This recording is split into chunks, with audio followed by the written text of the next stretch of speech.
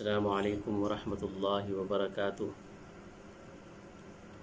الحمد للہ رب العالمین والصلاة والسلام علی سید الانبیاء والمرسلین، اما بعد فاعوذ باللہ من الشیطان الرجیم، بسم اللہ الرحمن الرحیم۔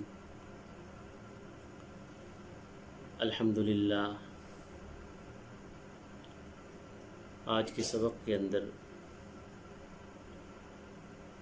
ہم استنجا کرنے کی سنتیں پڑھیں گے۔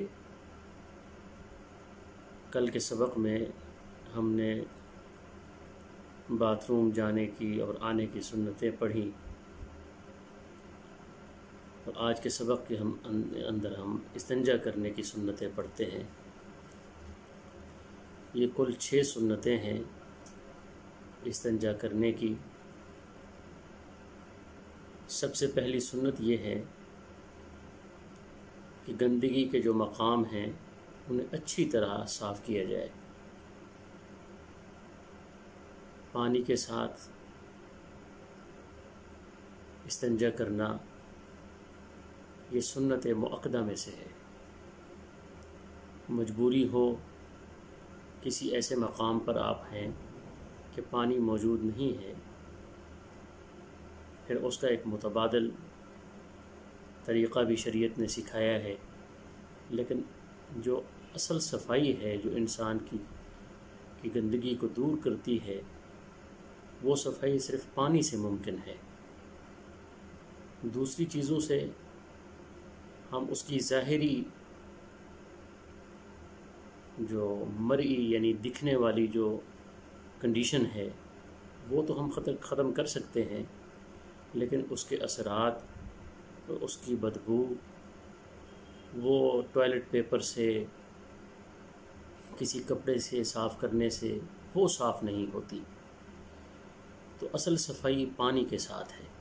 تو یہ پہلی سنت ہے کہ مقامات کو اچھی طرح جو ہے پانی کے ساتھ صاف کیا جائے۔ پھر اس کے بعد دوسری سنت، اگر پانی نہیں ہے تو ٹوائلٹ پیپر استعمال کریں، وہ بھی اچھی طریقے سے کہ وہ جگہ صاف ستھری ہو جائے۔ اور اس کے علاوہ بھی بعض دفعہ بعض لوگوں کے اندر جو پیشاب ہے اس کے قطرات نکلتے رہتے ہیں، جو ڈراپس ہیں پیشاب کرنے کے بعد بعض لوگوں کے اندر یہ مرض ہوتا ہے۔ پھر اس سے سب سے بہتر طریقہ یہ ہے کہ پہلے اچھی طرح ٹوائلٹ پیپر کے ساتھ اس کو خشک کیا جائے۔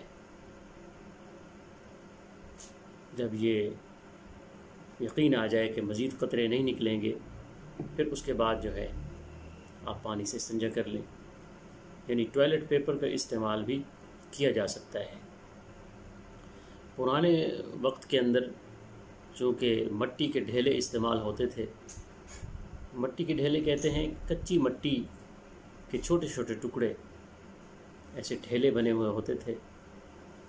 تو وہ پرانے دور کے اندر چونکہ پانی کی قلت ہوتی تھی، اور جو اللہ تبارک و تعالیٰ نے موجودہ نعمتیں ہم لوگوں کو عطا فرمائی ہیں، پرانے وقت کے بادشاہوں کے پاس بھی یہ نعمتیں نہیں تھیں۔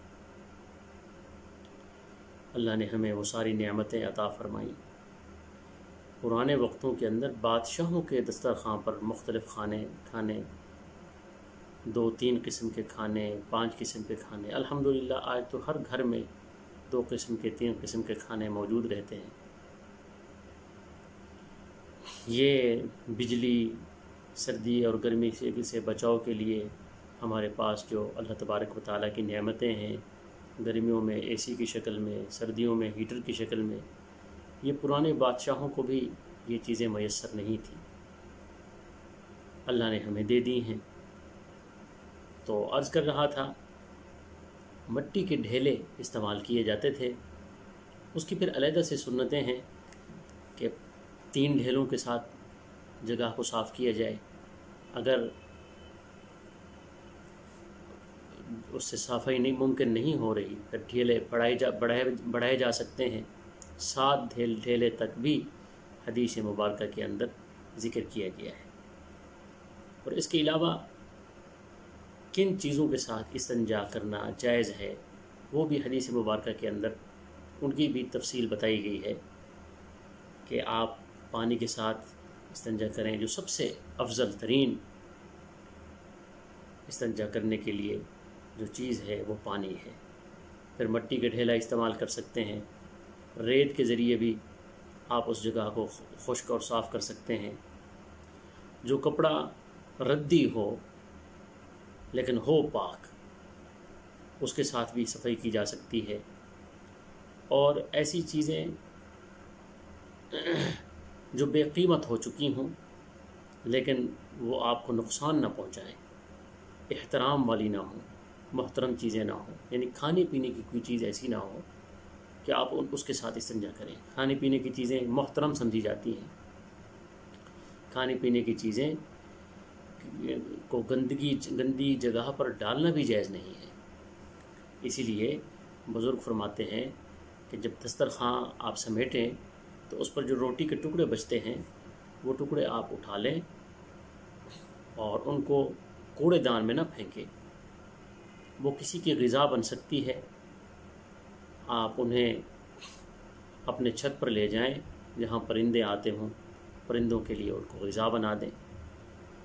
یا ان کو باہر ممالک میں چونکہ یہ چیز یہ سہولت نہیں ہوتی کہ پرندے آئیں، فلیٹوں کی زندگی ہوتی ہے، تو اس لیے پھر بھی بہتر یہ ہے کہ ان چیزوں کو علیحدہ سے شاپر میں ڈال کر اسے پیک کیا جائے اور دوسری گندی چیزوں کے ساتھ اس کو شامل نہ کیا جائے۔ کھانے پینے کی جتنی بھی چیزیں ہیں ان کو علیحدہ سے شاپر کے اندر ڈال کر باقاعدہ بند کر کے پھر پھینکا جائے۔ تو یہ چیزیں اس چیز کے ساتھ بھی استنجا جائز نہیں ہے۔ اور اس کے بعد استنجا کرتے وقت انسان اپنی نگاہ بھی استنجا گاہ کی طرف نہ ڈالے، یعنی اپنے ننگیج کو نہ دیکھے۔ ننگیج کو دیکھنا یہ مکروہ ہے، سنت کے خلاف ہے۔ تو اس کے بعد استنجا کرتے وقت اپنا دایاں ہاتھ بھی استعمال نہ کرے۔ اللہ تبارک و تعالیٰ نے انسان کو 2 ہاتھ عطا فرمائے ہیں، تو دونوں کے لیے علیحدہ علیحدہ حیثیتیں مقرر کی ہیں کہ دایاں ہاتھ کہاں استعمال کرنا ہے، بایاں ہاتھ کہاں استعمال کرنا ہے۔ تو استنجے کرتے وقت، ناک صاف کرتے وقت تو ہم نے دایاں ہاتھ استعمال نہیں کرنا، بایاں ہاتھ استعمال کرنا ہے۔ کھانا کھاتے وقت، کسی کو سلام کرتے وقت پھر ہم نے دایاں ہاتھ استعمال کرنا ہے۔ پھر اس کے بعد جب انسان استنجا کر چکے تو پھر اس جگہ کو خشک بھی کرنا چاہیے۔ یہ ایک علیحدہ سی سنت ہے، لیکن چونکہ اس زمانے کے اندر وہ سہولیات نہیں تھیں، اس لیے کچھ سنتیں اس زمانے کے ساتھ ان کا تعلق ہے، موجودہ زمانے میں ان سنتوں پر عمل نہیں کیا جا سکتا۔ اس کی وجہ یہ ہے کہ زمانے کا فرق ہے، اب ڈھیلے استعمال نہیں ہوتے، باوجود اس کے کہ سنت ہے، لیکن یہ اس زمانے کے اعتبار سے تھی۔ آج اس کا متبادل موجود ہے، ٹوائلٹ پیپر ہے۔ اس زمانے میں پانی نہیں تھا تو یہ ایک اس کا متبادل ذریعہ تھا۔ آج ہمارے پاس الحمدللہ پانی بھی اللہ تبارک و تعالیٰ کی طرف سے وافر مقدار میں موجود ہے، اس لیے ان چیزوں کی قدر بھی کرنی چاہیے۔ پانی کا اسراف بھی جائز نہیں ہے، کم سے کم پانی استعمال کیا جائے۔ وضو کرتے وقت بھی انشاءاللہ ہم آگے پڑھیں گے کہ وضو کی کون سی سنتیں ہیں، اس میں یہ چیزیں آ جائیں گی۔ الحمدللہ یہ سلسلہ یوں جاری رہے گا۔ ہمارے ایک بہت پیارے بھائی صوفی صاحب ہیں، انہوں نے ایک مشورہ بھی دیا کہ آسان لفظ استعمال کیے جائیں۔ تو چونکہ ایک ہماری جو شروع سے مجلسیں رہی ہیں، صاحب علم کے ساتھ اٹھنا بیٹھنا رہا ہے، تو اس لیے بعض دفعہ الفاظ ایسے منہ میں نکل جاتے ہیں، تو انشاءاللہ کوشش کی جائے گی کہ الفاظ بھی آسان ہوں، آپ کو سمجھ آ جائیں۔ تو ساتھ میں میرا دل چاہتا ہے کہ میں مزید کچھ باتیں حضور اقدس صلی اللہ علیہ وسلم کے زمانے کی باتیں، صحابہ کرام کے قصے وہ بھی انشاءاللہ چلاتے رہیں گے۔ نبیوں کا تعارف، رسولوں کا تعارف، صحابہ کرام کا تعارف، انشاءاللہ یہ سلسلہ یوں ہی جاری رہے گا آپ کی محبتوں کے ساتھ۔ اللہ تبارک و تعالی ہم سب کو ان باتوں پر عمل کرنے کی توفیق عطا فرمائے۔ وما علینا الا البلاغ، وآخر دعوانا ان الحمد للہ رب العالمین۔